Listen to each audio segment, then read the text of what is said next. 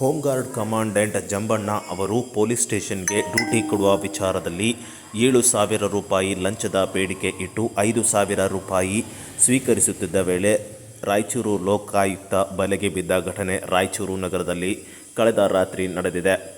ಹೌದು, home guard commandant Jambanna ಅವರು home guard ಸಿಬ್ಬಂದಿಗಳಿಗೆ police ಠಾಣೆಗೆ ಡ್ಯೂಟಿ ಹಾಕುವ ವಿಚಾರಕ್ಕೆ ಲಂಚ ಪಡೆಯುತ್ತಿದ್ದರು ಎಂಬ ಆರೋಪಗಳು ಇದ್ದವು.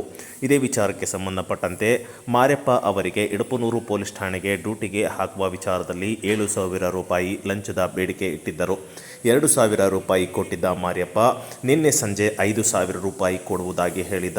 ಈ ಒಂದು ವಿಚಾರಕ್ಕೆ ಸಂಬಂಧಪಟ್ಟಂತೆ ಚೌಡಮ್ಮ ಕಟ್ಟೆ ಹತ್ತಿರ ಇರುವ ನಡುವ ರಸ್ತೆಯಲ್ಲಿ ಲಂಚ 5,000 ರೂಪಾಯಿ ಸ್ವೀಕರಿಸುತ್ತಿದ್ದ ವೇಳೆ ಲೋಕಾಯುಕ್ತ ಅಧಿಕಾರಿಗಳು ದಾಳಿ ಮಾಡಿ ರೆಡ್ ಹ್ಯಾಂಡ್ ಆಗಿ ಹಿಡಿದಿದ್ದು. ಇನ್ನು ಈ ಒಂದು ವಿಚಾರಕ್ಕೆ ಸಂಬಂಧಪಟ್ಟಂತೆ ಇದೀಗ ಲೋಕಾಯುಕ್ತ ತನಿಖೆ ನಡೆಯುತ್ತಿದೆ.